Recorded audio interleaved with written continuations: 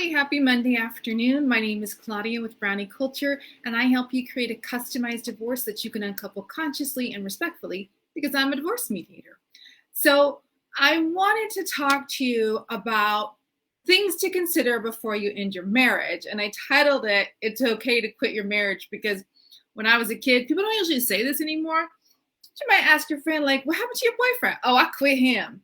So it's like instead of saying I broke up, I quit him, I quit her. So it's okay to quit your marriage. I wanted to talk to you about those things so you can really contemplate, should I end this marriage or not? Because maybe it's just a bad day. Maybe it's just a bad month or 6 months or year, or maybe you're just still in the mire of 2020, even though it's 2021 and things aren't better. So think about, these are some things to consider before you make such a big decision. Okay, these are in no particular order.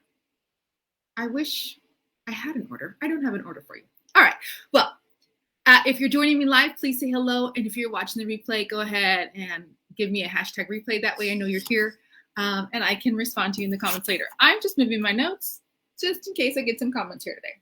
Okay, so marriages go through phases. And what that means is that there are up times and down times. It's not always honeymoon happy, and it's not always the depths of despair. So you have to weather these storms. It's just like you in your own private personal life have good days and bad days at work or whatever. That's going to happen in your marriage. And that might be for a while. It might be that your wife just had a baby and there is postpartum depression and she ain't want nothing to do with you. But it's just a weathering of that storm until that season passes. It could be that there's an illness or a sickness or there's work stress, but then it should get better. So it doesn't, those are things that may feel like they last forever, but they don't last forever. Now, also with those phases and shifts, sometimes when you're in that phase, the attention shifts to one person. It shifts to that other person in the marriage, and it's all about them. Now, in a normal marriage, it should swing back to the other side and go back and forth. The focus shifts to both people equally.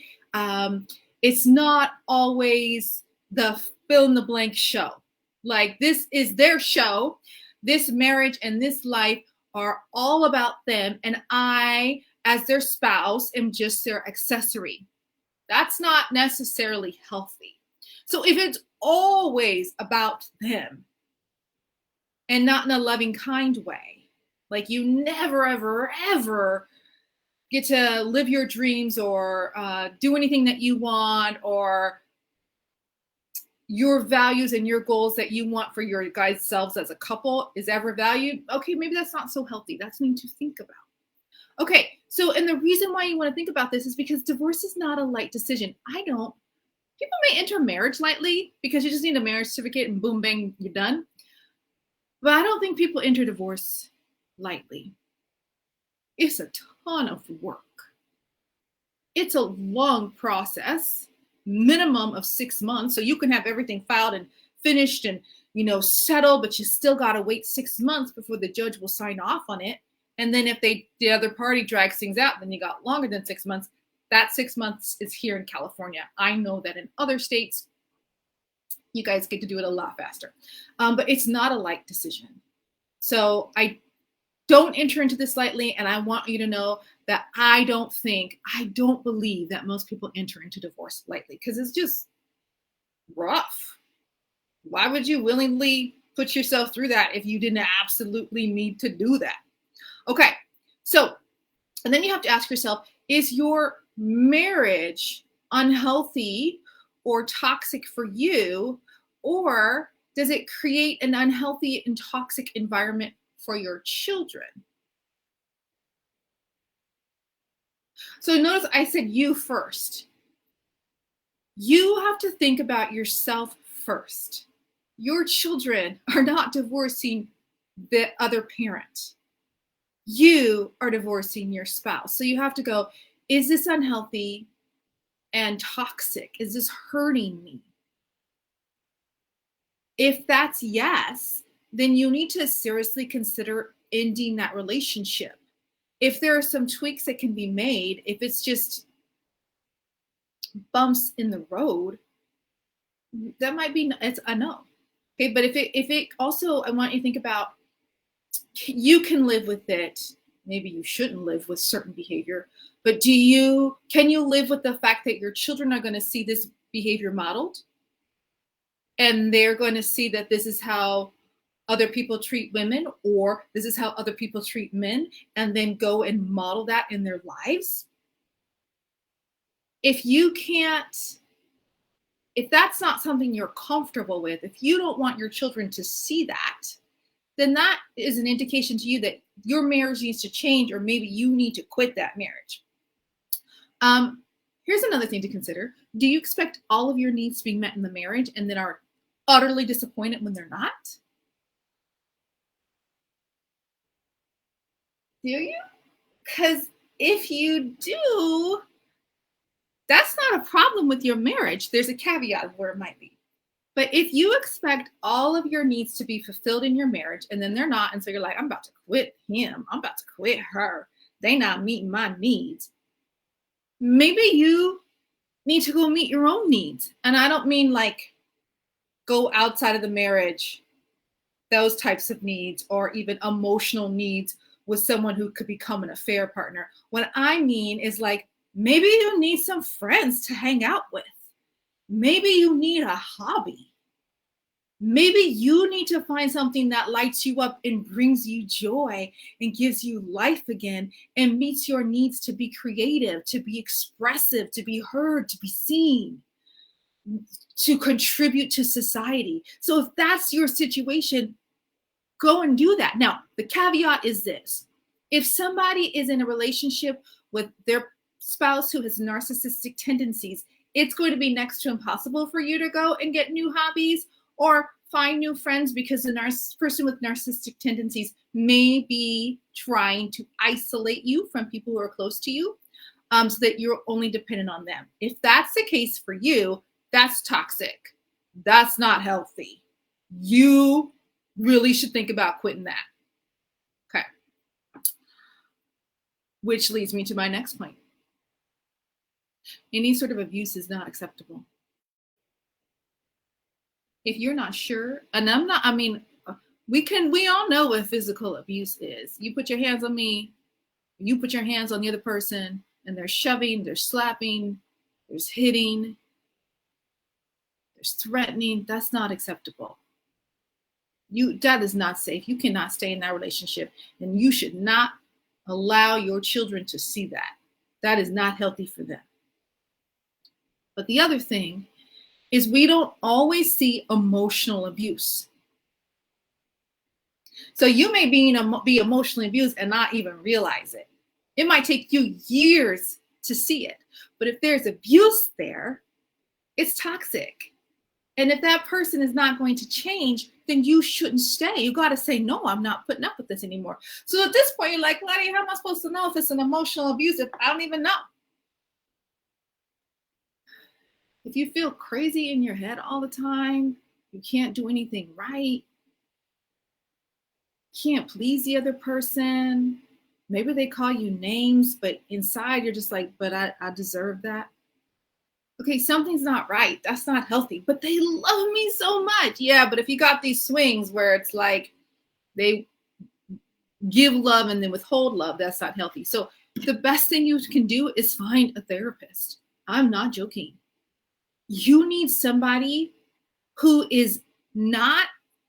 doesn't know you or your spouse, who's not invested in your relationship, to look at it from the outside, from what you're telling them, to look at your body language, to use all of their education to go, baby, this isn't healthy. Or that sounds like abuse to me. Oh, but they said they weren't threatening me. Well, did it feel like a threat? You've got to have a professional to talk to. Please, please. Your life is valuable and important. And you shouldn't have to live in an abusive situation and have all the life sucked out of you. You were put here for a reason. And that's not to be kicked around or abused. Okay, it's off my soapbox. Speaking of therapy, when you're deciding to quit your marriage, my marriage is horrible, I hate it, maybe you should think about going to therapy, because you have to ask yourself, am I the problem? Right? Because like we all know the problem with our spouse is this and this and this, and if they would only change. But if you kind of flip the script and go, but do I need to change? And then this when you go to individual therapy just for you. And it's for you. So you don't need to tell them what the therapist said. It's for you. Now, when you go to therapy, you have to be willing to do that work. This isn't about, I'm going to go for appearance's sake. My spouse has asked me to go to therapy, or I'm going to show everyone that I'm not crazy, so I'm going to go to therapy. But I'm not really going to do anything that they said. I'm not going to put in the work. I'm going to lie in therapy. You might as well save your money. When you go to therapy, you got to be honest and you got to do the work. And if you do those two things, you're going to know whether to stay in your marriage or in the marriage. You're going to know. Either way, therapy is going to help you become a better person. But if you put lies into it, if you put poor effort into it, that's what you're going to get back. You're not going to get back anything of value, and it's not going to help your marriage. So if you go to therapy, you got to be willing to do the work and see that maybe you're the problem or a portion of the problem, and then fix that. You don't have to go to couples therapy if you don't want to. Go to therapy for yourself is very healing. Okay, two other questions to ask. Are you loving and respectful to your spouse?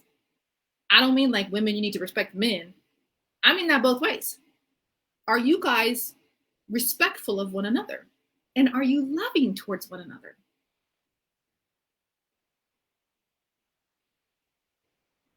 I don't think there's much more to say about that, right? Because a good relationship is built on love and respect. Not like one person loves and the other person respects. You both have to love one another. You both have to respect one another. And that gets really hard. You know, when you've been together for a long time, it gets really, really hard. You're like, I ain't got no respect for you no more. Or I am so out of love to give today. So over the arch of time, or let's just say over this last month or those last 25 years that have been 2020, are you more loving and more respectful than you are not? Because you can only change you, right?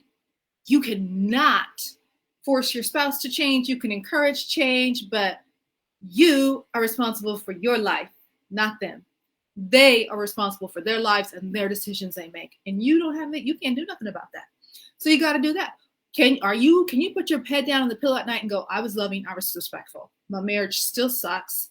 All of these things are wrong with it. I've gone to therapy. Nothing's working. I'm fixing myself, but this is getting worse. The more self-actualized I get, the more agency I have, the worse my marriage gets. Then you really need to consider, maybe this isn't the best thing for you. And that brings me to my last point. Are you loving yourself? Are you doing things on a daily basis that express love to yourself? Taking someone's abuse is not loving yourself. Speaking kind words to you is loving yourself. Doing your best to eat healthy within your budget and exercise, that's loving yourself. Doing what's best for you and following your dreams, that's loving yourself. So those are the things you need to consider before you, some of the things that I think you should consider before you decide, I need to file for divorce. Because you want to know, I think you should know without a shadow of a doubt, I did everything I could to save my marriage. It didn't work. But now I have no regrets. I'm walking away. I'm quitting this marriage.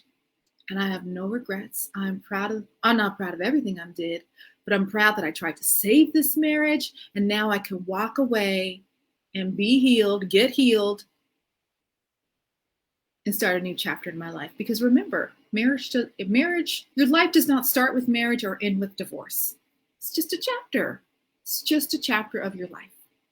All right, that's all I got for you today. I know that was a lot. I know it was kind of heavy. You might need to watch this again if you're really contemplating divorce and really think about these things, because it's a lot. Just kind of let it sink in and then see, sleep on it. And the next morning, see, I think I need to think about this. I think I need to go think about therapy. I think we're just going through a phase and I need to be patient with my spouse. I think I could change my behavior. Really sit on it and think, what do I need to do for my marriage? And then I think it's totally fine to talk to, trusted friends and things like that, but they're vested. So definitely consider therapy. Have a great day. I will see you next week. Bye.